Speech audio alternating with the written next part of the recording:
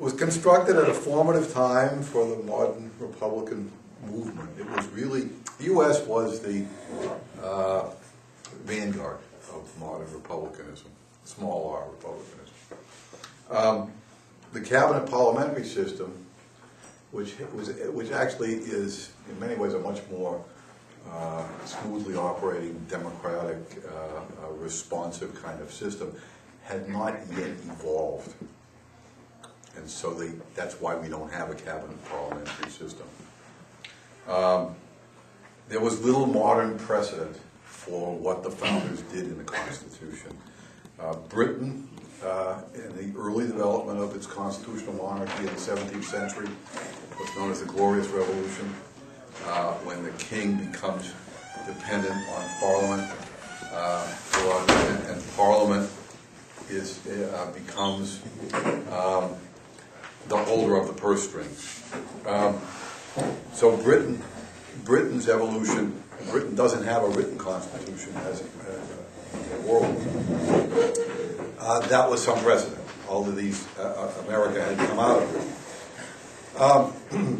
Also, Greece and Rome. All the founders were great classicists. They were steeped in the classics, and the influence of the Greek and Roman Republic, not empires, influenced them. It's worked. Why? Because it is a broad and general outline of government function. Old bottles continue to be filled with new wine. It includes adaptable concepts like equal protection of the law and due process of law. Equal protection is particularly enshrined in the 14th Amendment, passed after the Civil War, and due process of law, which is in the 5th. No one should be relieved of life, liberty, or property without due process of law. Very important. And, of course, the necessary and proper clause, which is known as the elastic clause. People have big debates over it. It's the one that says Congress shall have the power to do everything that's necessary and proper to put these principles enunciated in the Constitution, these functions that are enumerated, into effect. This clause enabled broad construction of federal powers, so it could give room for an Alexander Hamilton to create a federal financial system, or an FDR in the 20th century to preside over the reforms of the New Deal and facing the problems of the economy in the Great Depression, which is something that just may recur. That said, it's important to point out that the Constitution, the Republic essentially suffers, the American public suffers from an awkward, often dysfunctional relationship between the executive and legislative branches. It didn't anticipate cabinets or political parties or giant corporate lobbies that buy up legislators. The cabinet parliamentary system, which evolved later, works much more smoothly. You don't get an executive of one party and a legislature of another. It's also much easier to remove an unpopular government from office through a vote of confidence. The Supreme Court and the judiciary's powers weren't adequately delineated or delimited by the Constitution. What I mean by delimited is there were not adequate boundaries put around them. Mercy Otis Warren, who was wife of James Warren, the famous Warren family, who were some of the revolutionaries, and they were against the Constitution. She said in her early history of the United States, written in the late 1780s, 3-volume history, that the judiciary is given these incredibly broad and vague powers, and they're not, they could run away with these powers. And there have been examples like Henry VIII's Star Chamber Court, courts gaining too much power and not being responsive to the people. As a result of the way the judiciary was set up, you got judicial review and the Supreme Court having the final say on what the other two branches do, even though it has no electoral responsibility to the people. After all, the judges are appointed for life. This tends to be an anti-democratic element in the Constitution. You also have a president with lots of implied powers, a kind of elective king. Thus, we now have the imperial presidency grasping for dictatorial power. And this has been a problem, particularly in the last 50, 60 years. The Constitution lays heaviest emphasis not on a president, a mere administrator, as set up by the Constitution, and that's the way George Washington viewed the task. He didn't want to be a king. And it doesn't lay heaviest emphasis on any high court, but on the Congress, since it is the branch of government closest to the people, who ordained and established the federal union.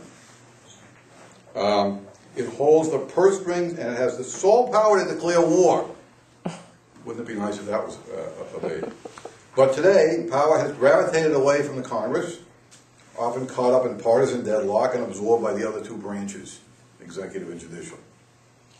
Democracy, or popular self-government, has thus been the loser. I would argue that the Constitution is in need of an overhaul, but opposing factions check one another in keeping revision from happening.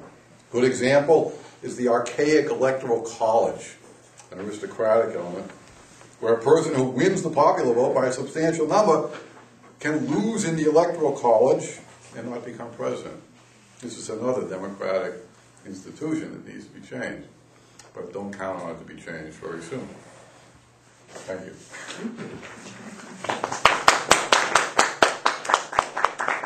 Josh. Okay, well, I'm looking at maybe the Constitution from the other end of the scope.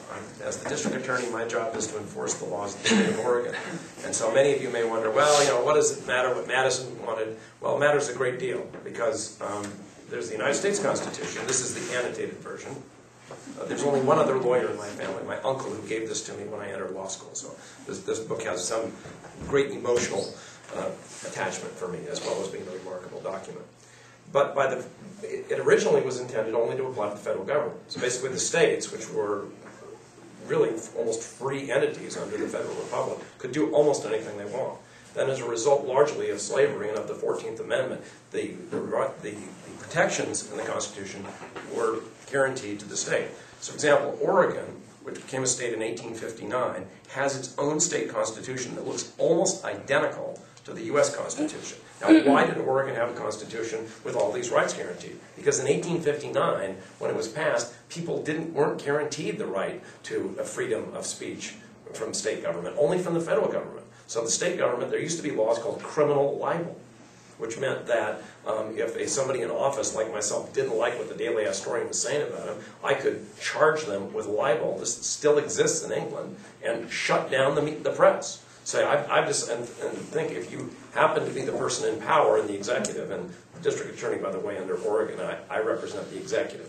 The county commissioners under our form of government represent the legislative. In most counties, they would represent the executive, but we have a county manager form of government, so that the county commissioners are elected to essentially be the legislature, and then we have judges. So we have, just in Clatsop County, maybe a much more visible indication of the separation of powers. To me, the Constitution is and I don't think it needs that much tweaking other than people obeying it, which is that the separation of powers is so critical, so that you don't create an imperial presidency. I've lived overseas, and my father was a professor of political science, and I was struck when I was in Germany and England how easy, relatively, it was to mix with relatively high-ranking leaders of foreign countries. I mean, admittedly, my dad knew people in the Bundestag, the German government, but there wasn't this enormous distance which has been created in the United States. I think probably Washington and Adams and Jefferson, for all of their differences, would be horrified by the presidency they see today. But take that down, let's say, to the local level. Well, the idea is that I don't have the right to do everything I want, and I'm limited by the judges. So if the judges decide that no, the district attorney and the police doing what they're doing exceeded that, they're going to prevent me from going forward, and that's the way it should be.